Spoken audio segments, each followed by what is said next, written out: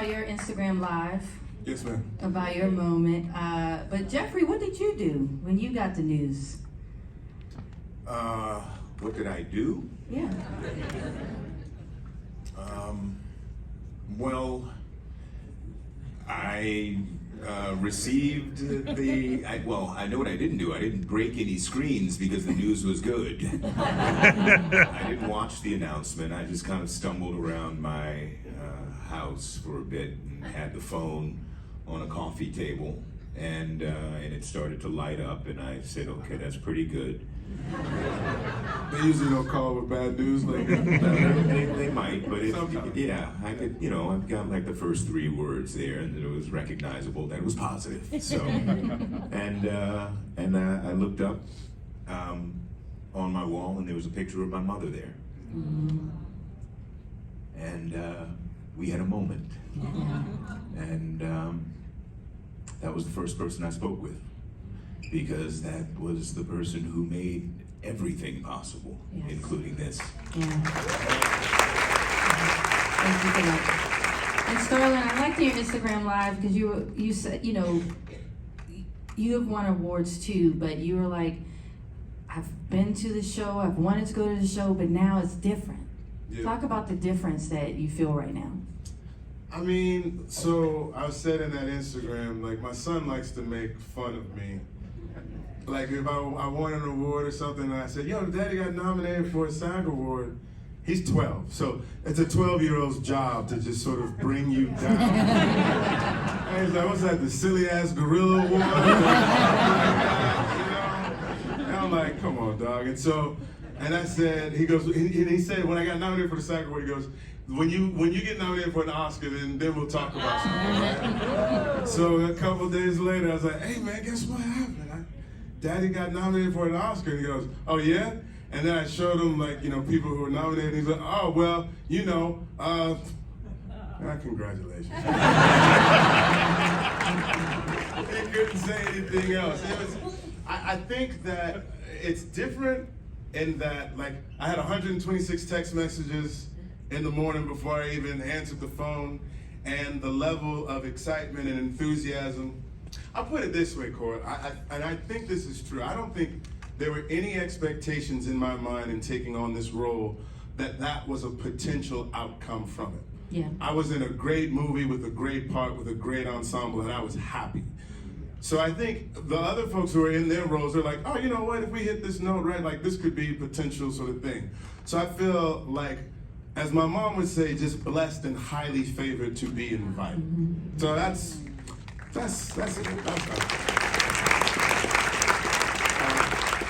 I found it's never a good idea to think about these things while you're working. I try to get it out of my head immediately.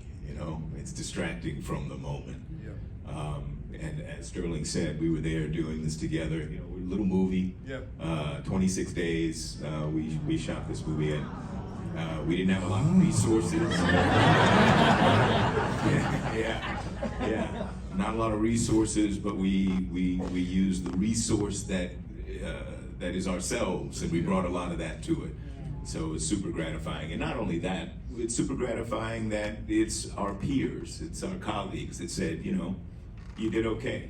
So yeah, really gratifying. Thank you all too for being here. Well, speaking of the coming together, I was watching an interview you all did on Entertainment Weekly, and you mentioned that you all loved the script, but then there was not that you didn't have rehearsal, but the words and the dialogue was so strong that you were like, let's do this.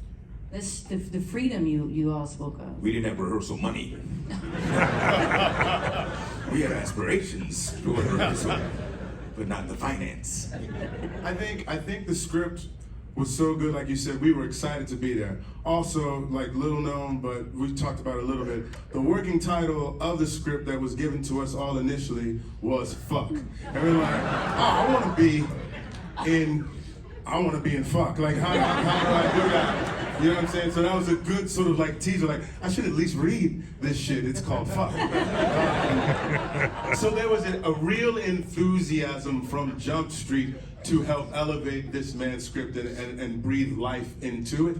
And so when there's that kind of enthusiasm, I think folks are just happy to be there and play. You know that the material is solid, so if we do our job, then at least the material will speak for itself. Yes. Yeah. But you also know, too, that when I came into it, the makeup people were happy. Yeah. The crew was happy. Yeah. You know, sometimes you walk into a place and you could feel like, uh-oh, there's some shit that's going on.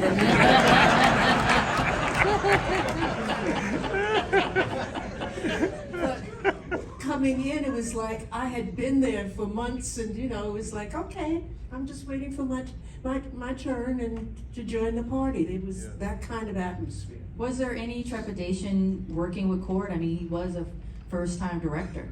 You would never know it. Okay. You absolutely would never know it. And he, you know, he was a collaborator. Okay. And that's wonderful when you have someone like that, because you don't all the time, you know, get that if you have an idea that they kind of look at you like, yeah, sure. Anyway, moving on. But it was not like that with him. And plus, the man is fine. No judgment here. No disrespect. Chicken look. Yeah. I mean, the man is fine. You know? So if he was So saying are you, something, Leslie, so are you. Come on now, let's go. but even if he said something, who remembered? Because he was so.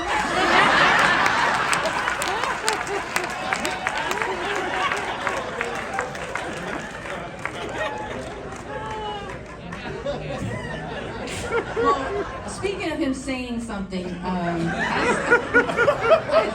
actually spoke with him, and he mentioned, Jeffrey, that he was very scared to give you direction. How did you make him be okay with telling you how to act?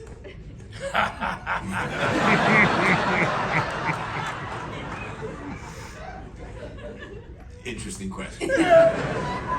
I want to hear this. The first thing that he did that was an indication to me that he had what it takes to be a great director was that he wrote a script that had such clear tones, was so comprehensive and so well crafted. It was clear that he's a great communicator. That's the first business of the director, is to communicate not only through the camera onto the screen, but also on set. So clearly he was a great communicator. As well, he had the vision for this project after reading Percival Everett's novel. He adapted it, and he shopped it around. Once I came on board, he shopped it around and did so doggedly until he found the one group that was willing to support it fully, that showed leadership. He also showed in his script that he's got a sense of humor. So that combination was a good one for me, was enough for me. And he proved that on set. He also did something that was really smart. He didn't pretend to be smarter than he was about how a set operates. He was humble. And he was appreciative that we were there to, if we needed to, play pulling guard. He surrounded himself with a brilliant crew and heads of departments who were passionate about this script. The crew members had the book on set. Everyone wanted to tell this story. Why? Because it's a timely one.